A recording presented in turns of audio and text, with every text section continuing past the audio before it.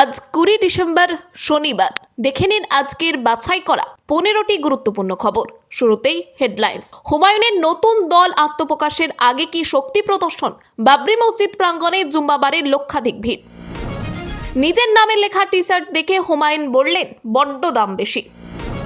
রাম মুসলমান, মদন মিত্রের মন্তব্য ঘিরে শোরগোল। পাল্টা প্রশ্ন দিলীপ ঘোষের। দিনের আর রাতে বলছেন, বছর ঘুরলেই বিধানসভা ভোট, তার আগে লক্ষ্মীর ভান্ডার নিয়ে বড় কথা বলে দিলেন মুখ্যমন্ত্রী।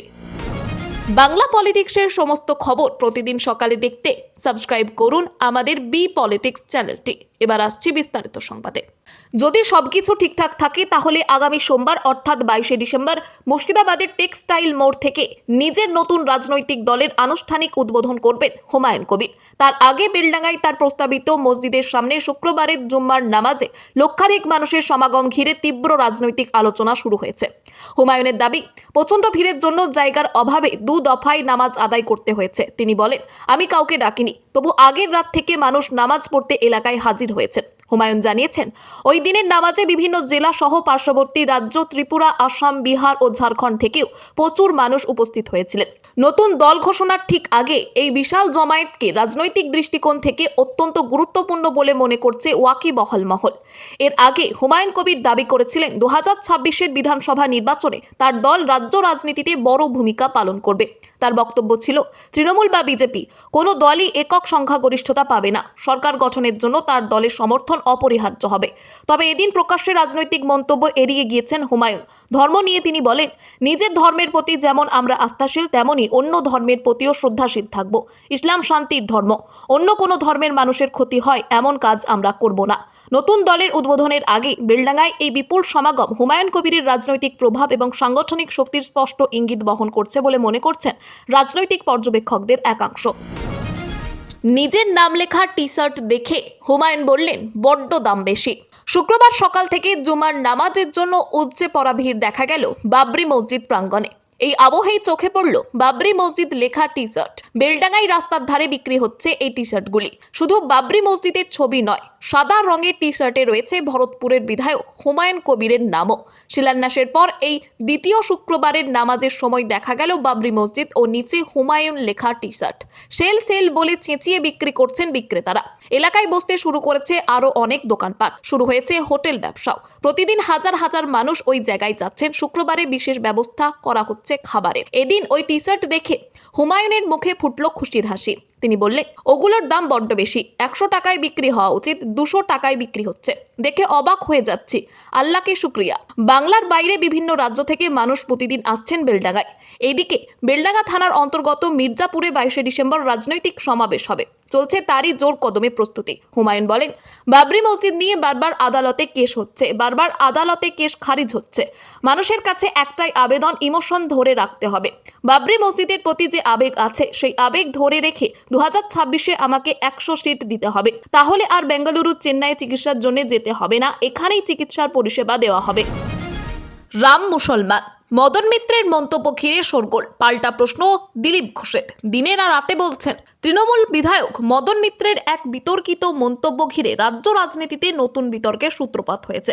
ভাইরাল ভিডিওতে মদন বলেন, রাম মুসলমান ছিলেন। তার বক্তব্য প্রকাশ্যে আসতেই সরব হয়েছে বিজেপি। মদনের মন্তব্যের জবাবে কড়া প্রতিক্রিয়া জানিয়েছেন বিজেপির নেতা দিলীপ ঘোষ। তিনি বলেন, এমন মন্তব্য করার আগে ইতিহাস এবং সময়কাল সম্পর্কে ন্যূনতম জ্ঞান থাকা খুবই প্রয়োজন। তার কথায়, ভগবান রামের জন্ম ইসলাম ধর্মের বহু আগে হয়েছিল। ফলে এই ধরনের মন্তব্যের বাস্তবতা এবং ইতিহাস দুটোর সঙ্গেই অসামঞ্জস্যপূর্ণ।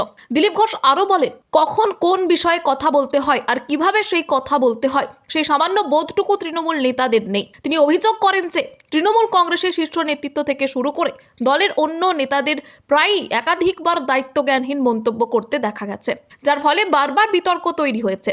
তার মতে, ধর্মীয় বিশ্বাস নিয়ে এরকম মন্তব্য সমাজে বিভ্রান্তি ছড়ায় ও মানুষের অনুভূতিতে আঘাত করে। তৃণমূল নেতৃত্বের মত, এই ধরনের মন্তব্য শুধু রাজনৈতিক সৌজন্যের পরিপন্থী নয়, বরং সাধারণ মানুষের ধর্মীয় বিশ্বাসকে প্রশ্নের মুখে ফেলে দেয়। এই কারণে মদন মিত্রের বক্তব্যের বিরুদ্ধে তীব্র প্রতিবাদ জানিয়েছে দলটি। ভাইরাল ভিডিওকে কেন্দ্র করে রাজ্য রাজনীতিতে উত্তাপ বেড়েছে।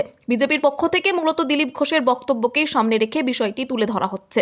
তার মন্তব্য ঘিরে এখন রাজনৈতিক মহলে তীব্র আলোচনা চলছে। আমি বলছি, রাম মুসলমান ছিলেন, হিন্দু ছিলেন না। যখন পাগলা হয়ে গেল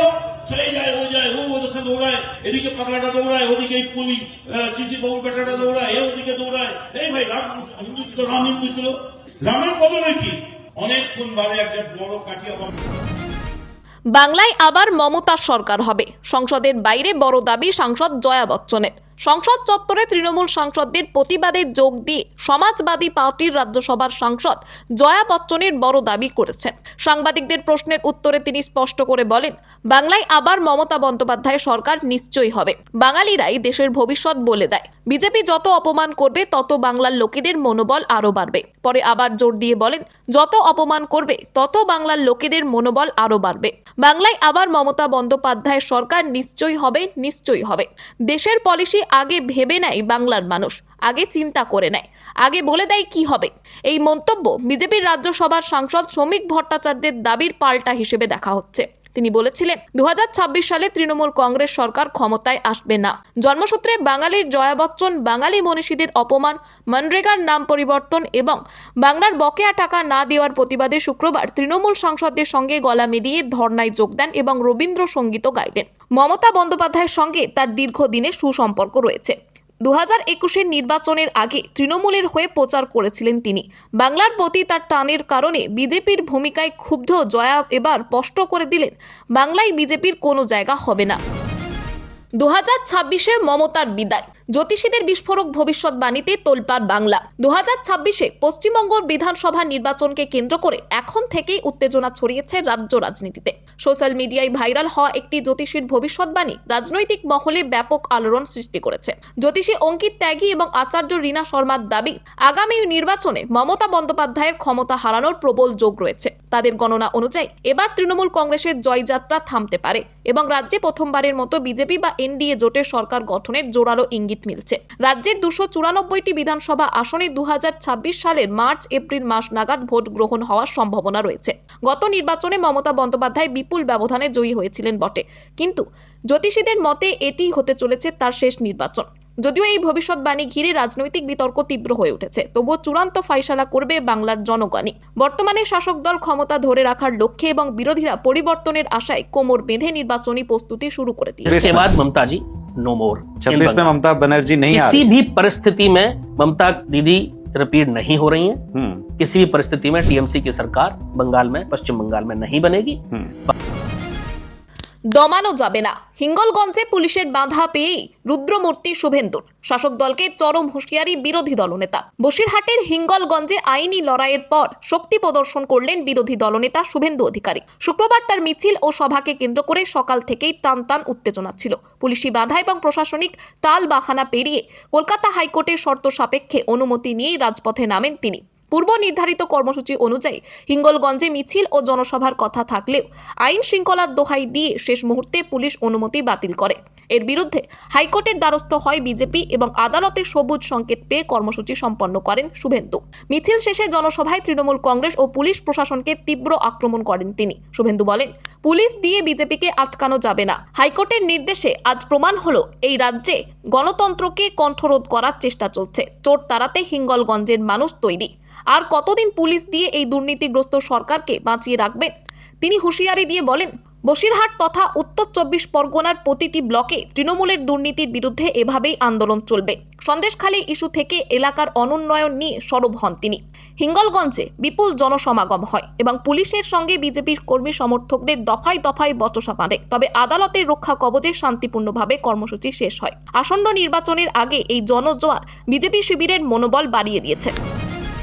বছর ঘুরলেই বিধানসভা ভোট, তার আগে লক্ষ্মীর ভান্ডার নিয়ে বড় কথা বলে দিলেন মুখ্যমন্ত্রী। বিধানসভা নির্বাচনের আগে লক্ষ্মীর ভান্ডার প্রকল্প নিয়ে জল্পনা তুঙ্গে।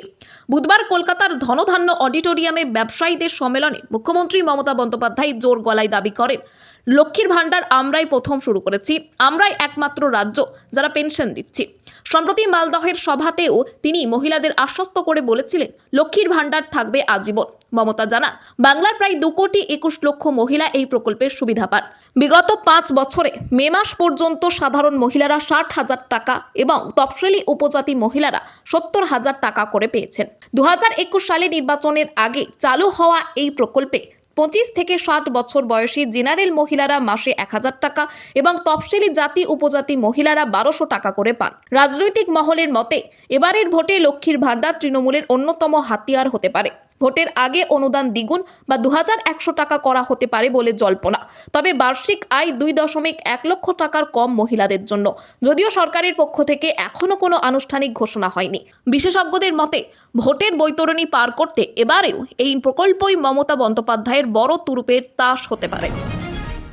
দিব্যি ঘুরে বেড়াচ্ছিলেন, খসড়া তালিকায় নিজের নাম দেখেই তাজ্জব বনে গেলেন। জলপাইগুড়িতে এসআইআরের খসড়া ভোটার তালিকা প্রকাশ হতেই ব্যাপক চাঞ্চল্য ছড়িয়েছে। ধূপগুড়ি পৌরসভার 2 নম্বর ওয়ার্ডের রায়পাড়া এলাকার বাসিন্দা নন্দলাল রামকে জীবিত অবস্থাতেই মৃত দেখানো হয়েছে সরকারি নথিতে। প্রতি বছর নিয়মিত ভোট দিয়ে আসা নন্দলাল রামের নাম ভোটার তালিকায় রয়েছে। সম্প্রতি বিএলও তার বাড়িতে এসআইআর ফর্ম দিয়ে যান এবং তিনি যথাযথভাবে জমা দেন। অথচ প্রকাশিত খসড়া তালিকায় তাকে 1 নম্বরে মৃত হিসেবে চিহ্নিত করা হয়েছে। এই ঘটনায় হতবাক নন্দলাল রায় নিজে এবং এলাকাবাসীও। সরকারি কাগজে নিজেকে মৃত দেখে দিশেহারা হয়ে পড়েছেন তিনি। আশঙ্কা করছেন এর ফলে সমস্ত সরকারি সুযোগ সুবিধা থেকে বঞ্চিত হতে পারেন। নিজেকে জীবিত প্রমাণ করতে প্রশাসন জনপ্রতিনিধিদের দপ্তরে দপ্তরে ঘুরতে হচ্ছে তাকে। মানসিক চাপ ও চরম হেনস্থার শিকার হচ্ছেন তার অভিযোগ। ঘটনাকে কেন্দ্র করে তীব্র রাজনৈতিক তরজা শুরু হয়েছে। শুক্রবার তৃণমূল কংগ্রেসের জলপাইগুড়ি জেলা সাধারণ সম্পাদক রাজেশ কুমার সিং মৃত দেখানো নন্দলাল রামকে পাশে বসিয়ে নির্বাচন কমিশনের বিরুদ্ধে সুর চড়ান। তার অভিযোগ, বিজেপিকে খুশি করতে তাড়াহুড়ো করে এসআইআর প্রক্রিয়া চালানো হচ্ছে। ফলে কোথাও জীবিত মানুষকে মৃত, কোথাও নিখোঁজ দেখানো হচ্ছে এবং সাধারণ মানুষ চরম হয়রানির শিকার হচ্ছেন। দ্রুত ভুল সংশোধনের দাবি জানিয়েছেন নন্দলাল রায় ও তার পরিবার। পুলিশ ফিরে যেতেই 3 শতাব্দী প্রাচীন কালী মন্দির সহ 4 মন্দিরে দুঃসাহসিক চুরির ঘটনাকে কেন্দ্র করে ক্ষোভের সৃষ্টি হয়েছে আউশ গ্রামে। পূর্ব বর্ধমান জেলার আউশগ্রাম থানার তকিপুর গ্রামে বৃহস্পতিবার গভীর রাতে 3 শতাব্দী প্রাচীন কালী মন্দির সহ 4 মন্দিরে দুঃসাহসিক চুরির ঘটনা ঘটেছে। মন্দিরের সিসিটিভি ক্যামেরায় ধরা পড়েছে মুখ ঢাকা 3 দুষ্কৃতীর অপরাধের দৃশ্য। মাত্র 8 ঘন্টার মধ্যে প্রণামী বাক্স ভেঙে 30 থেকে 35 হাজার টাকা প্রায় লুট করে নিয়ে যায় তারা। পুলিশ টহল ও 2 জন সিভিক ভলেন্টিয়ার চলে যাওয়ার পরে চুরি হওয়ায় এলাকায় ক্ষোভ ও আতঙ্ক ছড়িয়েছে। বড় কালী মন্দিরের পাশের বাসিন্দা গৃহবধূ মৌসুমী ঘোষ ভাঙচুরের শব্দ শুনে সন্দেহ করেন এবং পাশের বাড়ির সন্দীপ পালকে ফোন করে অন্যদের জাগিয়ে তোলেন। খবর ছড়াতেই গ্রামবাসীরা দল বেঁধে মন্দিরের দিকে ছুটে আসেন। তখন হাতে শাবল নিয়ে লুট চালাতে দেখা যায় মাথায় টুপি ও মুখে মাস্ক পরা 3 দুষ্কৃতীকে। গ্রামবাসীদের দেখে তারা ছুটে পালায়। পিছু ধাওয়া করলেও কাউকে ধরা যায়নি। পালানোর সময় তারা একটি শাবল ও 3 জোড়া চটি ফেলে যায়। মন্দিরের সেবায়িত দেবাশিস সরকার জানান, বড় কালী মন্দিরের পাশাপাশি ছোট কালী মন্দির ও 2টি শিব মন্দির মিলিয়ে মোট 8টি প্রণামী বাক্স ভেঙে 30 থেকে 35 হাজার টাকা চুরি হয়েছে। সংসদে ঘুষ নিয়ে প্রশ্ন মামলার আদালতে বড়সড় স্বস্তি পেলেন মহুয়া মৈত্র। দিল্লি হাইকোর্ট থেকে বড়সড় স্বস্তি পেলেন তৃণমূল নেত্রী মহুয়া মৈত্র। লোকসভায় ঘুষের বিনিময়ে প্রশ্ন তোলার অভিযোগে লোকপাল সিবিআইকে চার্জশিট পেশের অনুমতি দিয়েছিল। সেই নির্দেশকে চ্যালেঞ্জ জানিয়ে দিল্লি হাইকোর্টে মামলা করেছিলেন মহুয়া। শুক্রবার দিল্লি হাইকোর্ট লোকপালের সেই নির্দেশ খারিজ করে দিয়েছে। বিচারপতি অনিল ক্ষেত্রপাল ও বিচারপতি হরিশ বৈদ্যনাথন শঙ্করের ডিভিশন বেঞ্চ জানিয়েছে, লোকপালের নির্দেশে ভুল রয়েছে। লোকপাল আইনের বিধানগুলি বুঝতে ভুল করেছেন বলে পর্যবেক্ষণ আদালতের। লোকপালকে বিষয়টি নতুন করে খতিয়ে দেখে 1 মাসের মধ্যে যুক্তিসঙ্গত সিদ্ধান্ত নেওয়ার নির্দেশ দেওয়া হয়েছে। গত 21শে নভেম্বর শুনানি শেষ হয়েছিল এবং রায় স্থগিত রাখা হয়। প্রায় 1 মাস পর এলো এই রায়। শিল্পপতি হীরা নন্দানীর কাছ থেকে টাকা নিয়ে সংসদে প্রশ্ন করার অভিযোগে বিজেপির নিশিকান্ত দুবে লোকসভার স্পিকারকে চিঠি দিয়ে মহুয়ার সাংসদ পদ খারিজের আবেদন করেন। লোকপাল সিবিআই তদন্তের নির্দেশ দেয়। তদন্তের পর সিবিআই চার্জশিট জমার অনুমতি চায় এবং লোকপাল তা মঞ্জুর করে 4 সপ্তাহের মধ্যে চার্জশিট জমার নির্দেশ দেয়। সেই নির্দেশের বিরুদ্ধে মামলা করেছিলেন মহুয়া এবং আদালত তা খারিজ করে দিয়েছে। খবর আজকের মতো এখানেই শেষ। আবার আসছি আগামীকাল সকালে। পরবর্তী খবরের জন্য সাবস্ক্রাইব করুন বি পলিটিক্স চ্যানেল।